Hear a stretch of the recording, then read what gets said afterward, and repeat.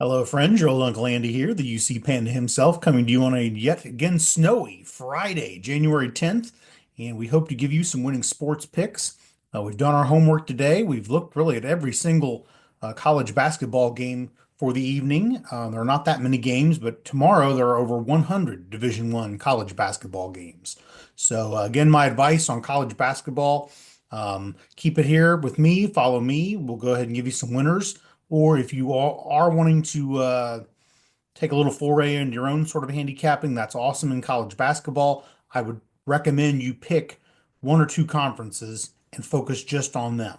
I might recommend the MAC. I might recommend the Ivy League, maybe the Patriot League, Colonial League, those sort of smaller conferences, smaller even and a little further down the totem pole than even Conference USA or the American. Um, those are the games that are going to sort of go by the wayside. That if a sports book is going to post a bad line about that you'll be able to pounce on and take advantage of, it's going to be in something like the Ivy League, the Patriot, the Colonial, your Lehighs of the world, your uh, um, Lafayette's of the world, these sorts of smaller colleges, Iona, Canisius, these sorts of places, St. Peter's, and a lot of them play on Friday nights. So I did go over all those games myself, but I could not find a really slam dunk winner in there. Not too many of them anyway. So we'll go ahead and get started here. Again, we ended last year up almost 150 units. We're going to keep touting that until it's passe to say Happy New Year to people. Um, we are going to risk 10.25 units tonight in an attempt to win 23 and a half units. Um, right at this moment, we stand at negative 70 and a half units. Now, that's with what few losses we've had and the pending investments.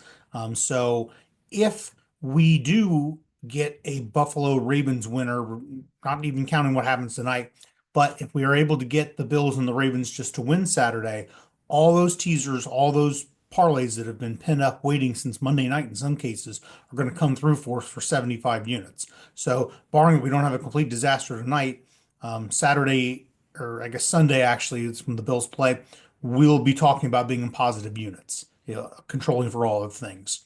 Um, Hopefully, we don't step on the landmine like we did last night with stupid Washington State. They're ranked 286th in, or I'm sorry, they're ranked 86th in Ken Palm as a 16 and a half point favorite at home against Pacific, and Pacific is ranked 286th, 286 in Ken Palm rankings. So Washington State was literally 200 places better than a team that they ended up losing to. And all of last night's parlays and teasers were tied into Washington State. All 13 units go by the wayside. So it's the difference between maybe being down a couple of units or being down 13 units. These things happen. Second time it's happened this year on us. We always strive to avoid it. We are pretty good at avoiding the landmines. There's a few landmines I've noticed tonight on the college basketball card, but these are again 20-year-old kids playing basketball. If Washington State and Pacific played 100 times, Wazoo is going to win 97 of those games. Last night was the 3% of the time Pacific was going to win. And unfortunately, we had to go ahead and eat the you know what sandwich about it. But we're going to bounce back tonight. I'm feeling good about everything we've got up here to play. Keep on following us over at Uncle Andy Sports on Twitter and Facebook, and we will keep giving you the winners. Stick with us here. The system worked last year. It's going to keep working now. We do have a juice for juice or parlay again. It's going to be Ravens and Bills, of course. Everything this week tied in with Ravens and Bills, and we threw Wisconsin on there. It's a minus 164, and it has an implied probability of hitting of 64%.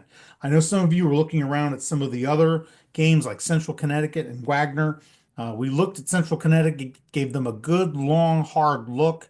I really think they're going to win the game. They should win the game. Ought to probably win by 8 points, I would think. But it was just something about it. It smelled like a landmine to me, so we're not going to put it on there. I wasn't going to add all that terribly much to the wager anyway. This juice reducer parlay, make it minus 164. That's honestly good enough. That's a better sort of parlay than we usually put up for you. So we're just going to roll with what we got. Bills, Ravens, and throw the Badgers on there. So we've got Canucks, Canes, third period over. Um, Blackhawks, Red Wings, third period over, and also third period over in the Kings and the Jets. Really wanted to take the Jets tonight, but you got to question LA's motivation. They're the dealing with the issue of the wildfires. We don't know what the home situation is for some of these guys, but it could have them down about it or it could inspire them. So I didn't want to take the chance. And the Jets have been a little shaky over the past few weeks. And so I thought it was just to stay away, but I do like the third period over there. I do really love the second period over in the Sharks and the Utah Hockey Club. That should come in. I love Sienna. I love Sienna in the regular bet of plus 6.5 points. But we went ahead and teased it up to the plus 14.5 in the juice reducer parlay. It's still a plus money payout. I think maybe my play of the night might be Farley Dickinson. Love them tonight. In the normal line, they're only getting 3 points. But we are going to go ahead and go with it and tease it up a little bit to 10.5. I think you could lay the or get the three with Farley Dickinson. I think they could win the ball game. Listen to this. Farley Dickinson is 11-2 against the spread this year, while Lemoyne, their opponent, who's heard of Lemoyne, they're only 5-10 against the number this year. So Farley Dickinson all the way there with the points. Like Maryland tonight against a struggling UCLA outfit with Mick Cronin. All the data, all the statistics, everything I've seen says back Maryland. Like Toledo tonight, really like Toledo. And tomorrow, I like the Maple Leafs and we like the Dallas Stars. And I happened upon this goal because it's a smaller NHL card of only 5 games. There's only 10 teams in action. You can bet in addition to the Grand Slam number. You can bet which game you think is going to have the most goals, the fewest goals, which team's going to score the most, which team's going to score the least amount of goals. And on a night like tonight with just 5 games going, it becomes a little easier to pick these things. There's much less randomness at play. So I really do like the Capitals. When you throw that into the juice reducer parlay, it's almost 9-1. I didn't want to risk a whole unit on there though, so we're just going to risk a quarter of a unit. That's still going to bring us back almost 2.5 units. And the reason I like the Capitals in this spot as the team to score the most goals is the Caps are averaging over 3.5 goals a game. That is the best out of any team in action tonight in the NHL, and they're opposed by the Montreal Canadiens, who are giving up more goals per game on average than any team in action tonight. Put those two things together, throw in the fact that the Capitals played the Canadiens here a few weeks ago, scored 6 goals on them. I think 6 goals might get it done tonight as far as the team which is going to score the most this evening. So we'll roll with it. It's a very low risk, high reward play, and we'll hope for the best. May double back around and even take the Capitals and throw them here on a juice reducer. Stay tuned for that. We look us up on Twitter here in a while. We may go ahead and take that bet. We do like Ohio State later. We put that out earlier in the week, also in a juice reducer parlay. Love the Chargers, love the Vikings. Check the rules with your local sports book with that Chargers with that Rams Vikings game being moved on Monday night from LA to Glendale, Arizona, where the Cardinals play. Some of your tickets may be voided, just like we saw last week on New Year's Day in the college football playoff game when Georgia and Notre Dame had the game punted for 24 hours. Most of the sports books came back and voided those tickets on you.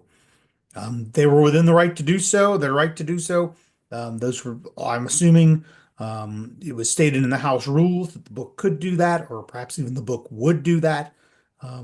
If you're a skeptic like me, if you've got the tinfoil hat on your head, I think the books did it. They were within their rights to do it if the rules were posted there. If the house rules said that the book could void tickets if the game was not played at the appointed hour, the book has every right to do that.